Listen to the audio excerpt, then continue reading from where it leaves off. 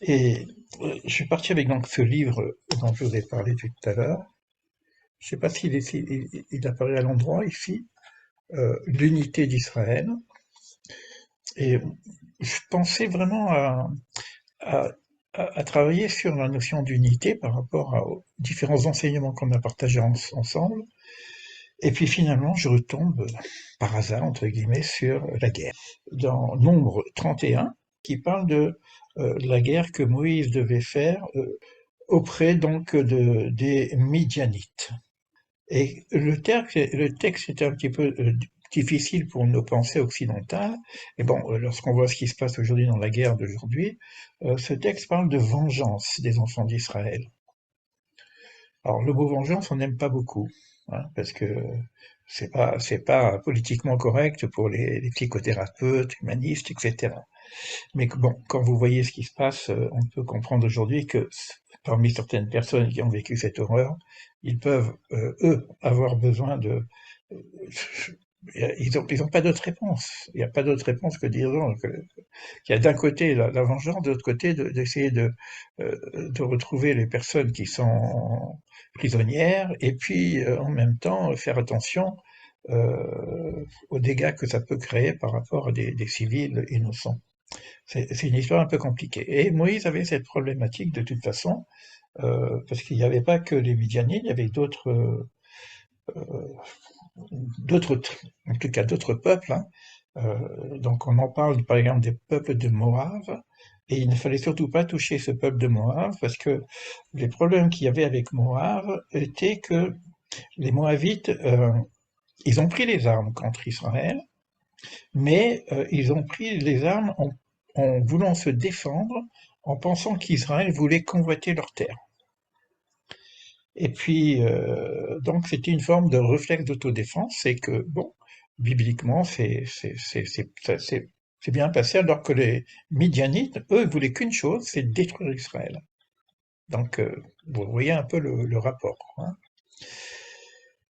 Alors moi, quand je lis ce texte-là, maintenant, je l'ai pris un petit peu en hébreu, et vous allez voir que parce que le texte ici, même en français, il est pas complet. Il faut que je prenne la Bible, que je n'aime pas ici, d'une façon complète, et voir un peu les commentaires, etc. Mais bon, on va rester un petit peu sur cette idée-là. Alors, maintenant, la notion de vengeance.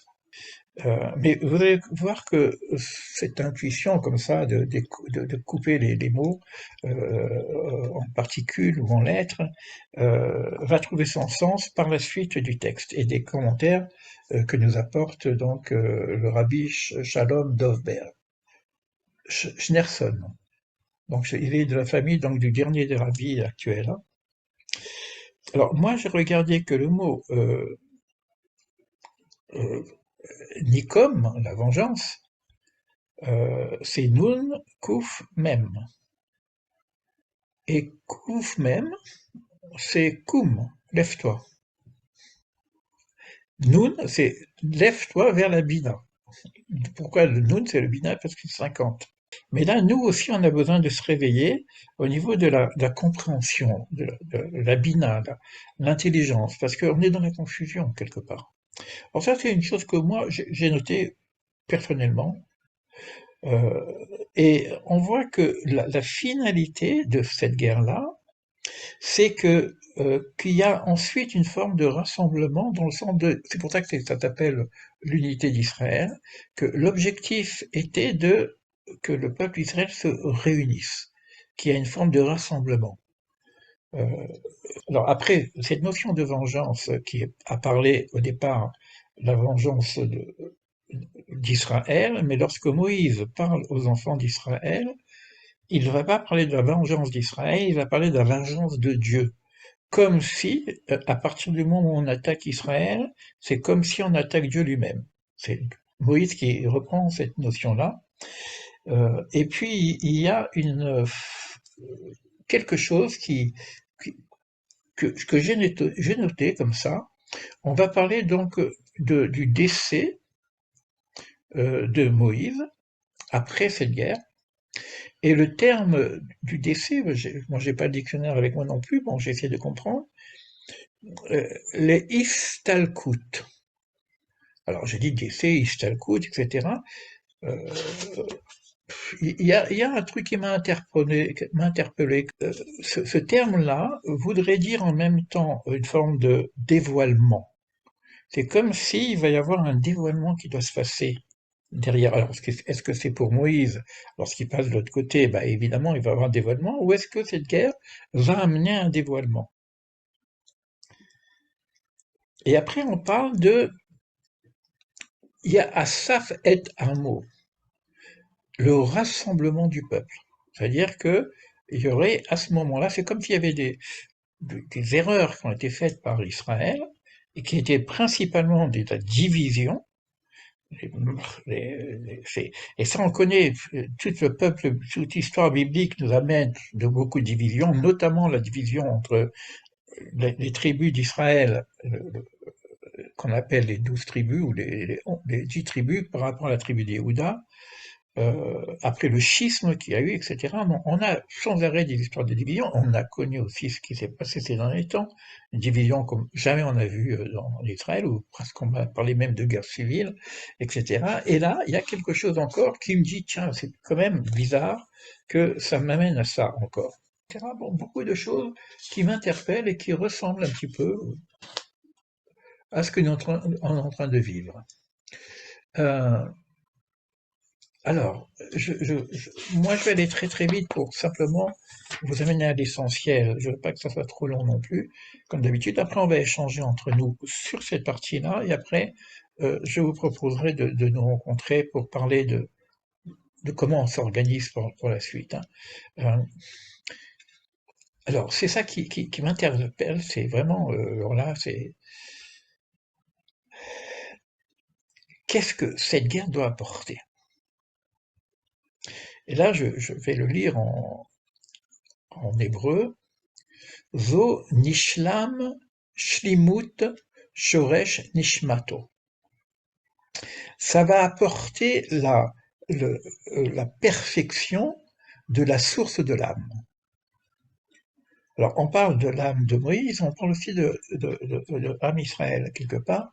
Il y a comme s'il y a une forme d'épuration qui est en train de se faire, mais on parle d'Israël, là. C'est-à-dire, bon, il y a la guerre, etc., mais en même temps, il y aurait un tel balagan dans Israël qui représente quand même un projet universel à la base, qui fait que après, bon, il y a eu des choses qui n'auraient pas dû être faites de la part d'Israël, puisque bon, apparemment, bon, la réalité de cette guerre, c'est que les enfants d'Israël se sont bon, euh, mélangés, souillés, etc. Avec les fils de Midian. Bon, tout ça, c'est des histoires symboliques, on peut revoir si c'est nécessaire, mais c'est pas l'objectif de ce que je veux partager avec vous. Moi, ce qui m'a interpellé, c'est ça. Alors, c'est d'une part euh, que du reste, cette guerre doit apporter la perfection de la source de l'âme. C'est-à-dire qu'il y a une forme de tikkun, de réparation qui est en train de se faire. S'il y a un rapport, bah, peut-être que ce tikkun de l'âme, si nous, on va faire la guerre, bah, on va pas prendre des armes. C'est-à-dire, si on a un travail à faire pour, en dehors de la guerre, bah, c'est faire cette guerre par rapport à nous, faire notre guerre intérieure. Pour moi, c'est la véritable guerre. Bon. Et ça veut dire que si j'arrive à faire ce travail de tikkun, de réparation de mon âme, quelque part, c'est un moment privilégié. On avait commencé à dire de l'Echlecha va vers toi, mais ça va. On avait vu que ce l'Echlecha est en rapport aussi avec le retour vers Dieu, le Tchouva et tout ça, etc. Mais là, j'ai une information supplémentaire. C'est le hasard, hein. Et j'aime bien quand on est conduit comme ça. Mais c'est en plus le shoresh neshma, la racine de l'âme. C'est-à-dire qu'il y a cette notion de l'echlecha, de mieux se connaître sa racine, la racine de son âme. Et puis le perfection de cette racine, le perfection de son âme. Et ça va encore plus loin, parce que ça on continue. Alors, on sait que le décès, mais quand on parle du décès de Moïse, on parle aussi d'une forme de mutation d'identité. hein, on passe d'un monde à un autre monde. Mais nous, on peut parler à notre niveau de la petite mort. Et cette mort, ce décès, c'est-à-dire ce passage d'un état à un autre état, puisqu'on a toujours parlé que même si on parle de la mort, c'est pour être vivant, vivant de notre vivant. Ici, je vois le texte que, alors je le lis en hébreu, mais je vais vous le lire en français après. Daska, vraiment, cela nous amène Beshlimut Avodato Beolam, ça nous amène au sommet de la perfection, au sommet de l'élévation de notre âme, mais en même temps à la réalisation de notre mission. Et le texte, il va le dire un peu plus loin, à la finalité. Et lorsque j'atteins cette finalité, lorsque Moïse a atteint sa finalité, eh ben, à ce moment-là, il peut passer de l'autre côté. C'est-à-dire qu'avant de partir, de quitter ce monde, il faut, pour que son âme ait atteint ce niveau supérieur de perfectionnement, donc là il dit par le sommet de l'élévation, ben, c'est quand j'ai réussi à faire ce pourquoi je suis venu. Et il reprend ici, et c'est encore pourquoi, pour ça j'ai parlé tout à l'heure que vengeance, je l'ai coupé en deux en disant, tiens, lève-toi, lève au niveau de la bina, l'intelligence, la connaissance, etc. Et on revoit ici le terme les filles afin que à Yedi à Eliona, afin qu'on atteigne la connaissance supérieure.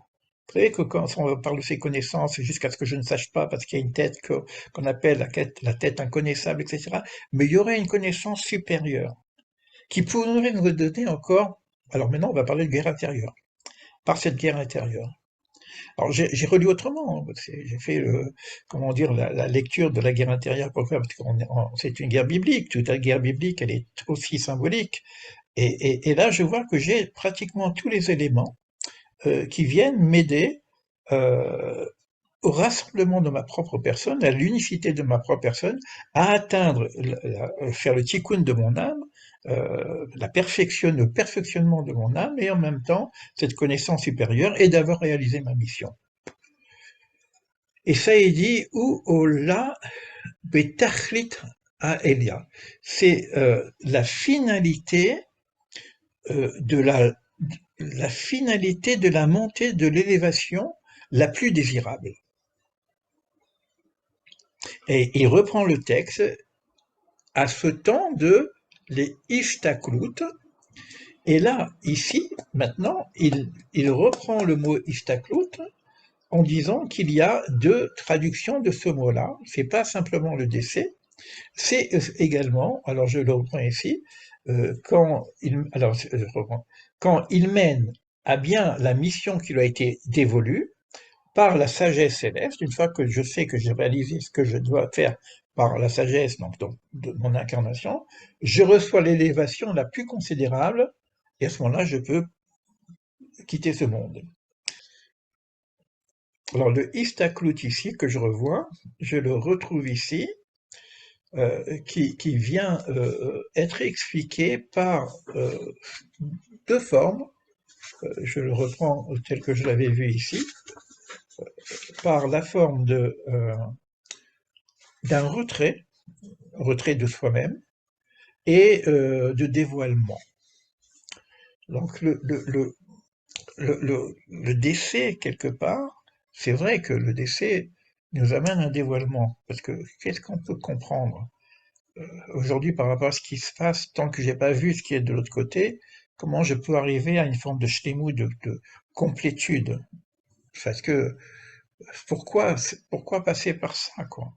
Par contre, si j'arrive à voir qu'est-ce qui se passe de l'autre côté, à ce moment-là, j'ai un véritable dévoilement.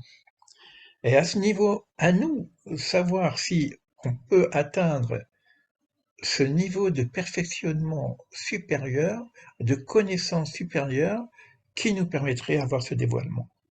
Je vous rappelle que quand on avait commencé à s'inquiéter sur cette guerre, et qu'on avait fait le Mahamar Regula du Ramchal, c'est-à-dire le discours de la délivrance, on avait dit que, c'est pas moi qui le dis, c'est le Ramchal, que le prototype de la délivrance, c'est ce qui est écrit dans la sortie d'Égypte, qui est représentée par la fête de Pâques, etc. Donc Pâques, délivrance, la mer Rouge qui s'ouvre, etc. Et on sait que la symbolique principale de la Pâque juive, c'est le questionnement. Euh, on se pose toujours la question, quelle différence il y a entre la nuit de Pâques et les autres nuits. Ma nishtana alayna ze mikol hayailot, mikol hayailot. Donc, c'est des chants qu'on chante, etc. Quelle différence il y a entre cette nuit et les autres nuits, etc. La nuit étant l'exil, et puis, qu'est-ce qui se passe dans cet exil singulier qui est l'exil d'Égypte? Et on peut se poser la question, nous, aujourd'hui, c'est quoi cet exil que nous vivons aujourd'hui par rapport aux autres exils qu'on a vécus? Mais on sait qu'il va y avoir donc des makotes, donc des épreuves, des difficultés, voilà, mais en même temps des nissim, c'est-à-dire que ce qu'on appelle des miracles, et en même temps une délivrance. Et puis derrière cette délivrance, il y a la connaissance.